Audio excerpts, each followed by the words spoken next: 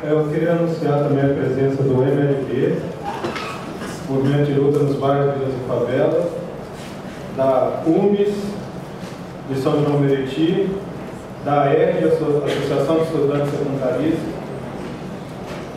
do diretor do Sintel Rio, René Augusto, do MLC, Movimento de Luta de Classes, do movimento da população de rua, que também está presente, do TDH, Instituto de Defesa de Pessoas de Direitos Humanos, do Movimento Nacional de Luta Moradia, da CONAN e da União de Moradia Popular.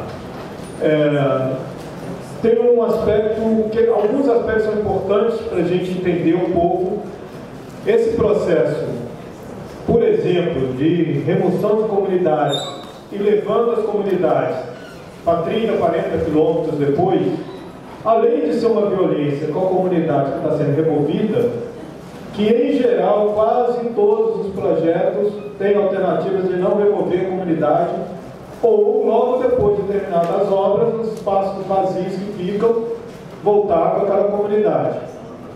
Mas ao remover, ao levar para conjuntos, infelizmente conjuntos do Minha Casa Minha Vida, que é um programa efetivo que existe, para 30, 40 quilômetros depois, distantes, provoca também todo um problema naquela área que é levado essas famílias. São regiões também sem infraestrutura, regiões sem escolas, sem condições de atender a própria população local, sem postos de saúde, sem hospitais, e ao levar um contingente enorme de uma outra população, além de violentar aquela população que foi retirada do seu local de origem, provoca também para onde ela é levada toda uma mudança na realidade social já difícil. Uma escola onde numa sala de aula tinha 30 alunos, passa a ter 50, um posto de saúde que não atendia a comunidade, passa a não conseguir atender mais nada, o próprio comércio local em geral não existe. Então, são vários aspectos, e aonde já era ruim, fica pior ainda.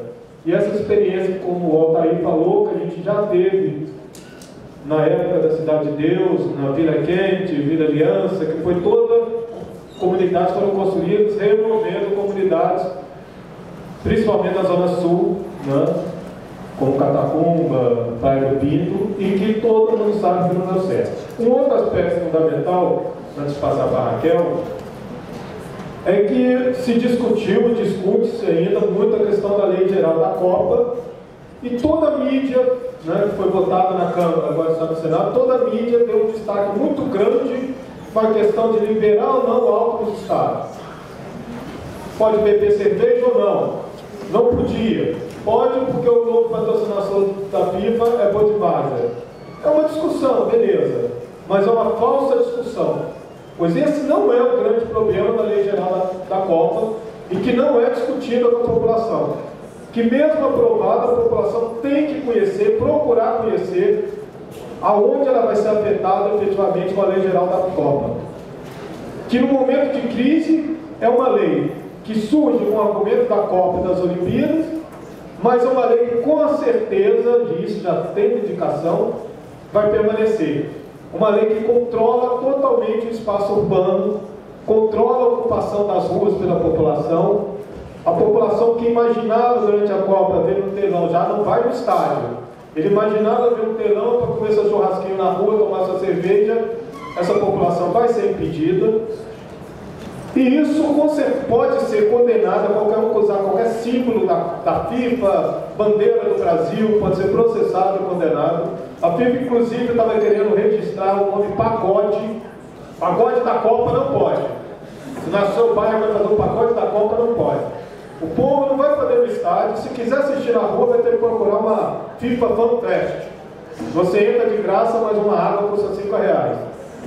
Esse processo da Lei Geral, que controla o espaço urbano, tem tudo a ver com o processo mundial que a gente vive de fascistização das cidades.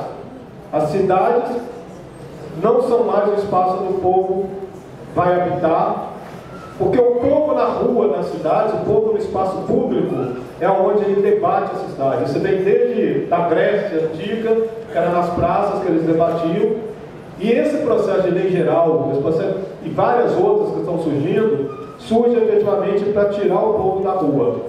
Porque é o povo na rua que pode debater, pode discutir, e o povo na rua que pode efetivamente transformar a realidade social da sua cidade, do seu estado, do seu bairro, do seu país. Então existe isso que não é debatido com a população, e nós do comitê, e todos aqueles que estão aqui, têm a obrigação de conhecer o que é essa lei e não cair nessa historinha de beber cerveja ou não, porque é mais uma maneira de enganar a população em falso debate. Eu quero aqui passar agora a palavra a Raquel Gomi, que já foi anunciada aqui, e antes disso eu quero agradecer ao Clube de Engenharia pelo espaço que está permitindo a gente realizar esse debate, que vai com certeza ter uma continuidade muito interessante. Bom, boa noite. Eu gosto de falar de pé porque eu sou muito baixinha. Eu queria agradecer essa oportunidade de participar desse evento. Acho que esse evento é da maior importância. O lançamento de um dossiê com as violações, esse dossiê que está sendo lançado aí, é um instrumento de comunicação, um instrumento de resistência, um instrumento de luta, um instrumento de informação, um instrumento de formação de todos aqueles que estão interessados em acompanhar o processo de preparação do país para a Copa do Mundo e das Olimpíadas de uma forma muito mais aprofundada, para além de um patriotismo, para além de uma espécie de mobilização de um sentimento de paixão, paixão pelo esporte, paixão pelo futebol, paixão pelo país, que todos nós compartilhamos, e é exatamente em função dessa paixão pelo futebol, pelo esporte e pelo país, que nos indignamos. Como é possível usar exatamente essa paixão pelo futebol, pelo esporte, pelo país e pela cidade, pelo Rio de Janeiro, pelas outras cidades brasileiras que vão sediar a Copa, para viabilizar uma mega operação imobiliária internacional, uma mega operação de mobilização de capitais corporativos e capitais financeiros internacionais e, sobretudo, viabilizar uma operação de abertura de uma nova fronteira para que esses capitais financeiros e para que essas corporações possam não apenas chegar, não apenas se localizar, mas, sobretudo, transformar esses lugares, transformar esses territórios e, ao fazer, ao transformá-los, ao chegar, ao se apropriar desses territórios, ao criar ali um espaço de valorização dos investimentos que apostam naquelas operações ligadas ao evento, então, operações ligadas ao evento em si, então, as redes em torno da própria construção dos estádios e das infraestruturas, mas também todas as operações ligadas ao evento no campo da comunicação, no campo da publicidade, no campo da venda de mercadorias, das marcas que se associam a essa marca cidade, mas também os capitais dos investimentos, que são os principais, porque este é o legado, que apostam na transformação concreta e material daquele espaço, daquele território e na transformação total do seu sentido. O que significa isso? Significa que é uma operação que constrói uma nova imagem de cidade, uma imagem que se vale do próprio fato de que o mega evento é transmitido internacionalmente, simultaneamente, por todas as televisões, todos os meios de comunicação, e pelo fato de que meses antes de começar uma Copa, anos antes de começar uma Copa e Olimpíada, os meios de comunicação estão falando dessa cidade, desse lugar, desse projeto, estão vendendo essa cidade, este lugar, esse projeto. Então essa venda se viabiliza na própria existência do evento. É uma operação quase mágica, aonde você vende sem investir nem um tostão em publicidade da venda, porque o próprio evento vende tudo que está associado a ele. Mas o elemento fundamental de toda essa operação, nós estamos falando tudo de coisas absolutamente imateriais, né? Marca, venda internacional, capital financeiro, giro de capital, mas tudo isso depende apenas de uma coisa, de uma materialidade: a conquista e a transformação do território para a constituição concreta dessa imagem. O que eu quero dizer com isso? Eu quero dizer com isso, eu vou reproduzir um diálogo que eu ouvi essa semana passada em São Paulo, e tinha um gestor da Prefeitura de São Paulo. Eu estava num debate lá na Faculdade de Arquitetura e Urbanismo, e esse gestor, que eu não vou falar o nome dele, foi apresentar a proposta do Itaquerão e das obras do Itaquerão e das propostas urbanísticas da operação urbana em torno do Itaquerão. E entre outras coisas, e eu adoraria contar tudo que ele falou, que é incrível, mas uma das coisas principais que ele falou ali foi a seguinte: ele disse, bom, a gente não tinha planejado nada de fazer estádio em Itaquera, muito menos de fazer qualquer projeto urbanístico ali naquela região, né? Aconteceu, né, do Corinthians resolver se associar ao Odebrecht e viabilizar com financiamento público a construção daquele estádio. Bom, então isso virou uma oportunidade. Então, olha, de repente, pode ser uma oportunidade muito boa para finalmente tirar aquela favela de lá, porque, veja você, pensa comigo, vai estar o estádio durante o jogo, lotado, lindo, o helicóptero filmando o estádio, o mundo inteiro vendo, e aí o helicóptero pega aquela favela. Gente, vai estragar o negócio, vai ser a parte não linda do negócio. Então, o que a gente faz? Vamos tirar a favela. A gente tira ela de lá, e aí finalmente o helicóptero vai mostrar a imagem daquele estádio brilhando com tudo que está brilhando em volta também. E tudo que não brilha, tudo que tem ali a marca real de um processo de construção, de uma vida, de uma luta, está eliminado. Imediatamente eliminado. E olha que oportunidade. E aí ele acrescentou, juro por Deus que não estou inventando, ele falou, ele disse assim, porque você sabe, né, hoje em dia não é assim fácil tirar a favela, sabe, dá um trabalho, pessoal, não sei o que, precisa dar, precisa compensar, precisa ter um processo, não é assim, né, como era antigamente, né, tá um pouco mais difícil, mas com a Copa ali, com o Itaquerão, aí finalmente a gente vai ter aquela oportunidade que a gente, na verdade, está querendo há tanto tempo, arrancar aquele povo de lá. Então, veja, eu trouxe essa fala porque para mim ela troca em miúdos aquilo que eu acabei de dizer.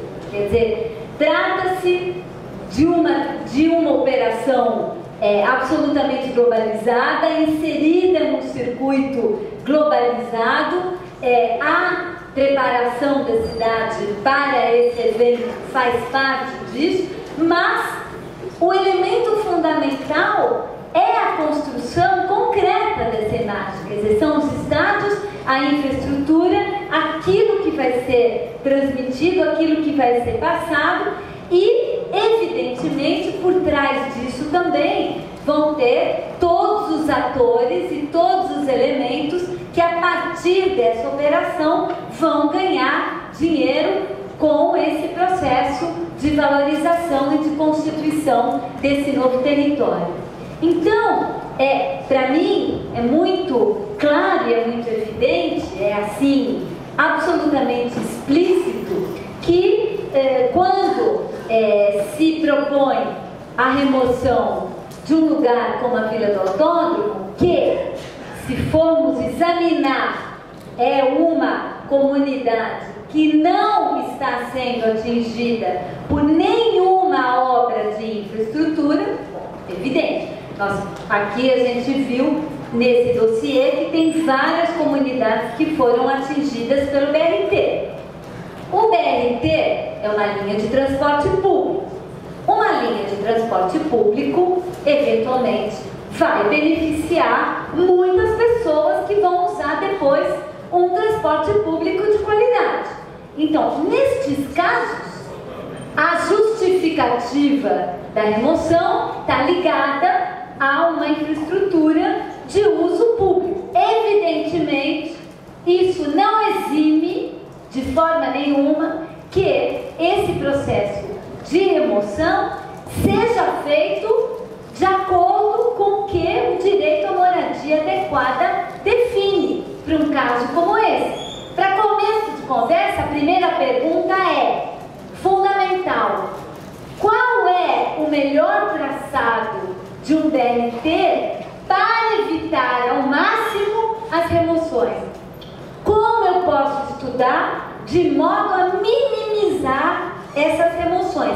Essa pergunta, que é a pergunta como tem que ser um processo de definição. Mas vamos supor que não é o que aconteceu, porque o que aconteceu em geral no Brasil, o que está acontecendo ao contrário, é assim: aonde tem favela, para a gente passar o elemento da infraestrutura ou do sistema viário em cima, porque fica bem mais barato e bem mais fácil do que, e essa é a linguagem, desapropriar os bairros. Então tem dois elementos nessa fala que são gravíssimas violações, não apenas do direito à moradia adequada, como ele se estabelece no âmbito internacional, porque no âmbito internacional, moradia é um direito humano, ponto. A condição da posse, se é propriedade, se é uso capião, se tem a concessão, se é casa alugada, se é casa cedida, se é propriedade coletiva, não tem nenhuma relevância. A moradia é um direito humano, ponto. E todos os trabalhos e toda a tratativa das remoções tem que tratar igualmente todas as pessoas, independente da sua condição de posse, para que seja garantido o seu direito à moradia adequada. Isso significa que qualquer pessoa que por alguma obra seja removida, ela tem que ou ser compensada com um recurso que permita a ela comprar uma outra moradia adequada, ou reassentada numa condição igualmente adequada. E essa moradia adequada e essa condição adequada, também na norma internacional, não se refere à casa, 4 paredes e um teto na cabeça. O conceito de moradia adequada não é casa. Casa é um pedaço muito pequeno do conceito de moradia adequada. Moradia adequada, de acordo com a norma internacional, é uma porta de entrada, um ponto a partir do qual a pessoa, o indivíduo, a família ou a comunidade pode ter acesso aos demais direitos humanos. Direito à saúde, direito à educação, direito ao lazer, à cultura, acesso e direito ao trabalho, acesso aos meios de sobrevivência. Portanto, eu falei tudo isso para dizer que a localização é absolutamente essencial, porque é a partir da localização que uma boa parte dessas dimensões da moradia, a infraestrutura, a escola, o posto de saúde, as áreas de lazer, todo o patrimônio imaterial que significa a inserção histórica da comunidade, as relações que ela estabelece com aquele lugar e entre si, todo o seu vínculo com aquele lugar, a posição que permite ter acesso ao emprego, ao trabalho, por estar próximo dessas fontes de emprego e trabalho. Portanto, uma comunidade de pescadores que é removida para cima da montanha é uma violação, ponto, mesmo se as casas forem de luxo. 4 suítes, com banheiro de hidromassagem em cada suíte. Ainda assim, é uma violação, porque evidentemente aquele pescador vai para aquele lugar e não vai dar para pescar na banheira de hidromassagem. Ele não vai ter mais acesso ao ponto de pesca, ele não vai ter mais acesso ao seu meio de sobrevivência. Então, esse conceito de moradia adequada, do ponto de vista dos direitos humanos, exige que seja feito, que seja pensado dessa forma. Então, aquilo que a pessoa recebe como compensação, ou aquilo que ela opta, porque é uma opção, a compensação financeira ou o reassentamento é uma opção da família e da comunidade. Quando a comunidade quer tomar essa opção de forma coletiva, também tem o direito de tomá-la de forma coletiva. Esse reassentamento ou essa compensação tem que garantir a moradia adequada e nunca é absolutamente proibido que isso seja feito, que uma pessoa removida, que uma família removida vá para uma condição de moradia pior do que aquela onde ela se encontrava. Pior, insisto, do ponto de vista da casa, mas pior do ponto de vista da sua inserção urbana e do que isso significa em termos dos seus direitos como cidadão, direito à cidade. Então, nessa dimensão, minimizar as remoções tem muito a ver com isso, preservar esses direitos. Mas mesmo se a gente não tomasse isso do ponto de vista da legislação internacional, e se a gente vai trabalhar, né, remoções com uma justificativa de interesse público, então retomando, uma justificativa claramente de interesse público, que claramente não é o caso de várias das remoções, é bastante questionável que remover para fazer um estacionamento possa ter alguma justificativa. Quero insistir que isso é diferente do que remover para fazer uma linha de transporte público, não é a mesma coisa, não pode ser tratado da mesma maneira, né? E remover para um equipamento, remover para fazer uma escola, um parque público aberto é totalmente diferente, tem outro significado. Essa é a primeira condição e sempre, esse é o primeiro processo, um processo que tem que envolver a comunidade, da qual ela tem que participar e, evidentemente, uma remoção sem justificativa nenhuma,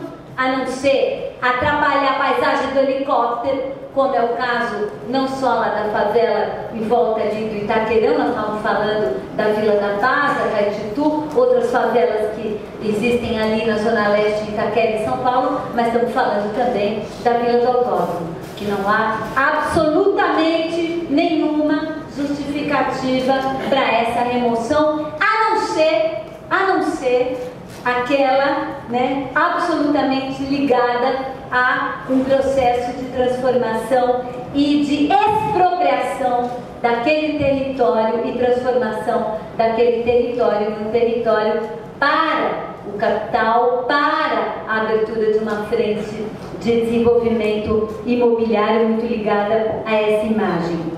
Mas eu acho importante a gente lembrar aqui, e eu comecei falando do direito internacional que protege o direito à moradia, comecei falando de como essas operações, esses mega eventos se colocam dessa forma, porque tudo isso evidentemente não aconteceu só aqui no país. Nós temos, e eu fiz um relatório, apresentei esse relatório à ONU em 2010, no início de 2010, mostrando como os mega eventos esportivos afetam negativamente tem afetado negativamente o direito à moradia nas cidades sede e onde é possível observar sempre esse processo. Mas há também, é importantíssimo pensarmos que no momento em que isso acontece em todas as situações, esses processos de enobrecimento, de valorização imobiliária, de expulsão, eles aconteceram em Barcelona, aconteceram muito fortemente em Atlanta, quando começaram-se a demolir os conjuntos habitacionais públicos norte-americanos da cidade, exatamente quando Atlanta começou a se preparar para os jogos. A expulsão em massa de Beijing, do centro, né, de Beijing, com a preparação da cidade das Olimpíadas. Então isso é uma história que se repete desse tipo de operação. Mas quando essa história chega nos lugares aonde a maior parte da população dessas cidades não tinha ainda atingido um grau básico de urbanidade e de integração na cidade, como é o caso das cidades da África do Sul que sediaram a Copa, como é o caso de Nova Delhi, na Índia, que sediou os Jogos da Comunidade Britânica no ano passado, como é o caso do Brasil nesse momento. Ou seja, onde nós temos um pedaço grande, importante do território, aonde a ambiguidade em relação ao pertencimento à cidade daquelas comunidades ainda é muito presente, ainda é muito forte, os efeitos sobre essa cidade agregam outros elementos além dos elementos que já estão presentes naquelas cidades que eu falei anteriormente. Falei de Barcelona, falei de Londres, não falei de Londres, mas agora eu falo, que também tiveram, em Londres também foi demolido um conjunto habitacional público, também uma comunidade cigana foi reassentada. Entretanto, pela condição sociopolítica daquela cidade, pelo grau de cidadania básico naquelas cidades, aquilo que se constituiu em violação, comparado com o que nós estamos vivendo aqui ou com o que aconteceu na África do Sul, foi fichinha. Café pequeno, não quer dizer que não houve, mas é muito menos. Por quê? E aí eu acho que é muito importante a gente fazer uma reflexão sobre o contexto brasileiro e a contradição desse contexto. Por quê? Porque aqui, e aí não precisa, não quer usar a norma internacional, ok. Vamos olhar para o que nós construímos aqui no Brasil, quando desde os anos 70 começamos a lutar pelo direito à moradia, pelo direito à cidade, pelo reconhecimento do direito dos poceiros nesse país, entendendo e considerando que os poceiros, e a gente estava falando das cidades, os favelados, os moradores das ocupações, que autoproduziram sua própria casa, seu próprio bairro e a sua própria cidade com seus próprios meios, que era nada, fizeram isso porque jamais tinham sido integrados à cidade, porque as políticas urbanas deixaram esses contingentes para fora, historicamente, para fora da cidade, para fora das oportunidades, para fora do mercado formal. E essas populações integradas à cidade do ponto de vista do trabalho, os trabalhadores da cidade, inclusive os trabalhadores da indústria moderna da cidade, todos não incluídos na cidade, construíram os loteamentos irregulares, as favelas e as ocupações desse país e foram lutando ao longo de décadas por sua consolidação, negociando politicamente ao longo de décadas a sua consolidação, os investimentos na infraestrutura e lutando ao longo de décadas pelo reconhecimento do seu direito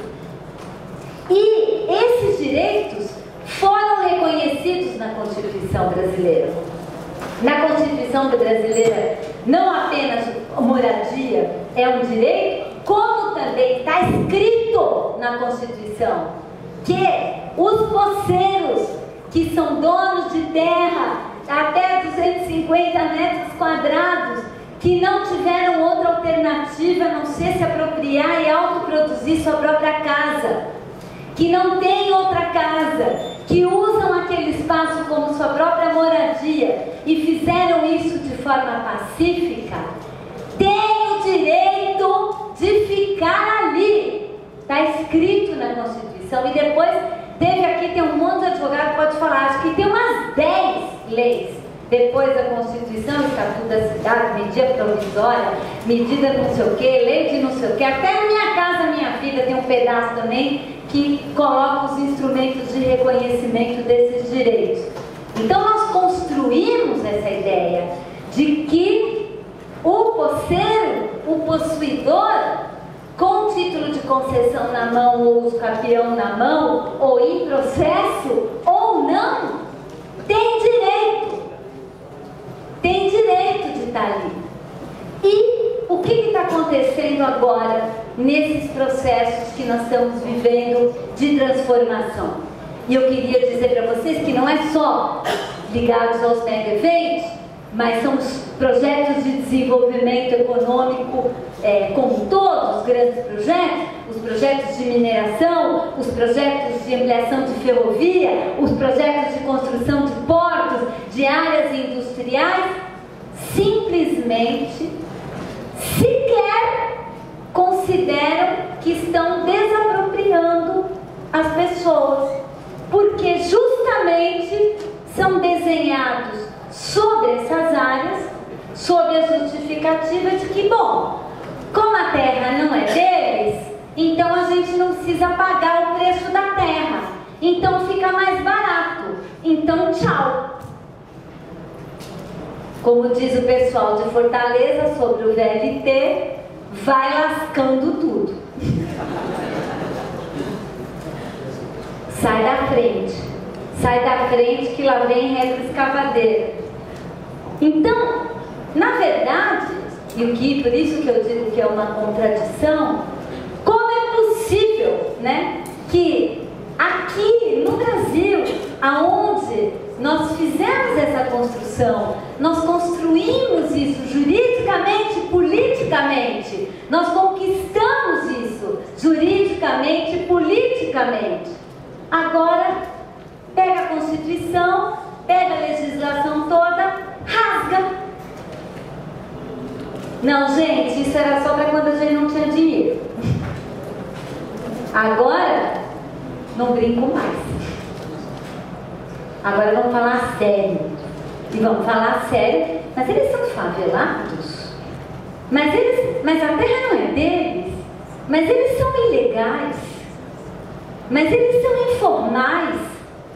Então, isso está muito presente na cultura dos executivos, das prefeituras, dos setores e dos governos estaduais que estão fazendo os projetos, e muito presente no judiciário que está envolvido dentro desses processos também. E absolutamente presente nos meios de comunicação e na mídia que desconstitui esses direitos. E as pessoas, não é direito, é assim, não, eu vou compensar ou vou reaceitar, sabe, né, que é uma questão social. Eu fico preocupado com a questão social. Coitado, é pobre, então a gente precisa dar uma ajuda.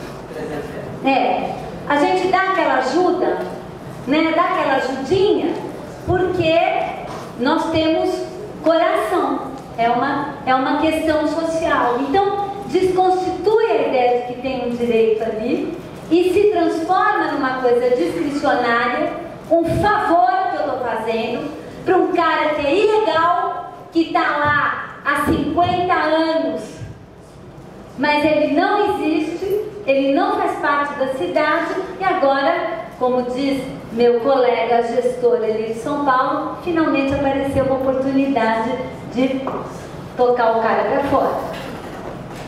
Por quê? Porque aquela terra ele não pode ficar. Então, Mas alguém pode dizer, mas peraí, gente, nós também não temos o Pacto das Favelas? Nós não temos também um processo agora muito mais intenso de investimentos em urbanização e consolidação das favelas, não apenas aqui no Rio de Janeiro, mas também em São Paulo, também nas regiões metropolitanas do país, um programa com muito recurso, como nunca antes na história do país. E é verdade, tem mesmo. E não só tem dinheiro, como tem obra, tem muita obra de urbanização sendo feita. Mas, e aí vem a questão que o Júnior colocou: qual é a geografia dessas obras? O que está sendo consolidado e o que está sendo removido? Então, é essa contradição. Nunca consolidamos tanto, nunca removemos tanto, simultaneamente. Aonde consolidamos e aonde removemos? Acho que essa é a reflexão que nós temos que começar a fazer para entender como essa política se desenha.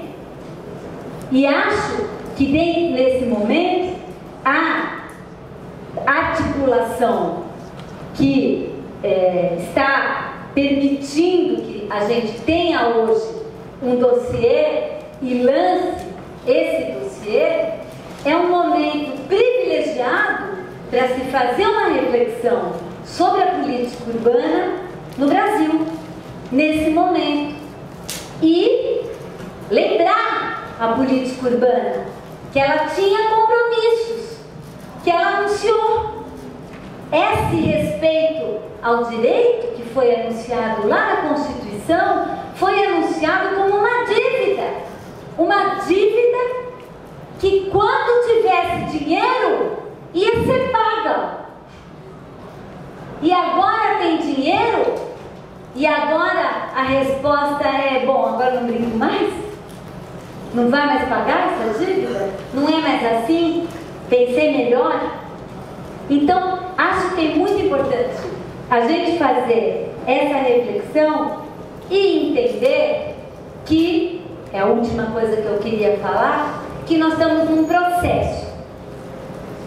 E dentro desse processo, para a gente poder olhar uma luz no fim do túnel, quando começaram as remoções aqui no Rio de Janeiro, lá em Fortaleza, foram os primeiros lugares que começou a ter remoção e começou a aparecer isso, elas eram feitas de uma forma, a gente viu os vídeos, a gente viu o trator derrubando casa aqui no Rio de Janeiro, acho que no Recreio dos Bandeirantes, com as coisas da família dentro.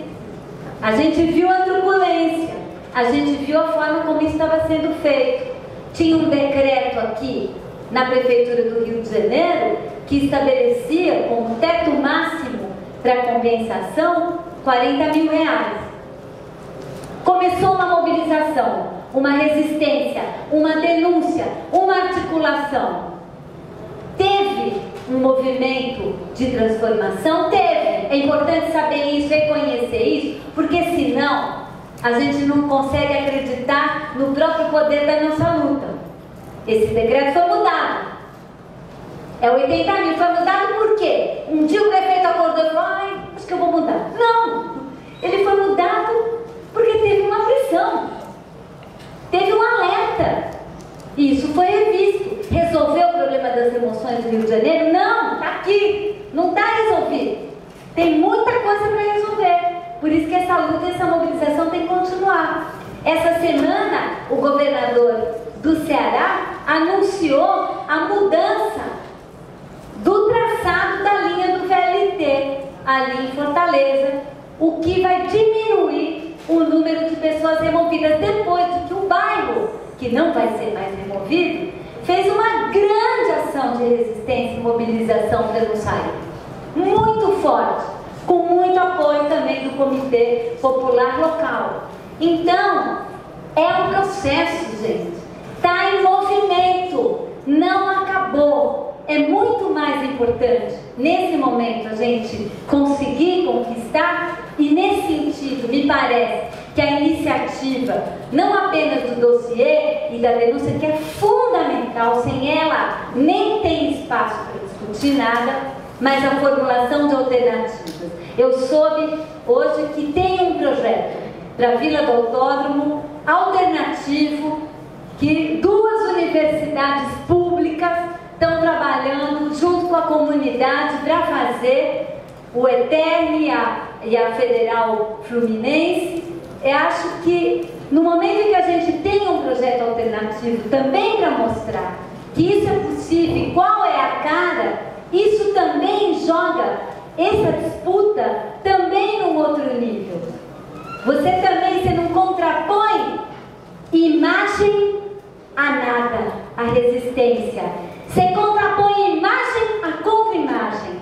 Uma imagem de uma cidade excludente, internacional, sem raiz, desconstituidora de direitos, com a imagem de uma cidade includente, que respeita o direito à moradia adequada e que vai pagar o compromisso que estabeleceu com os seus posseiros em 1988 e em todo o processo que veio depois, e que vai mostrar para o mundo que sim, é possível um caminho alternativo, um outro caminho.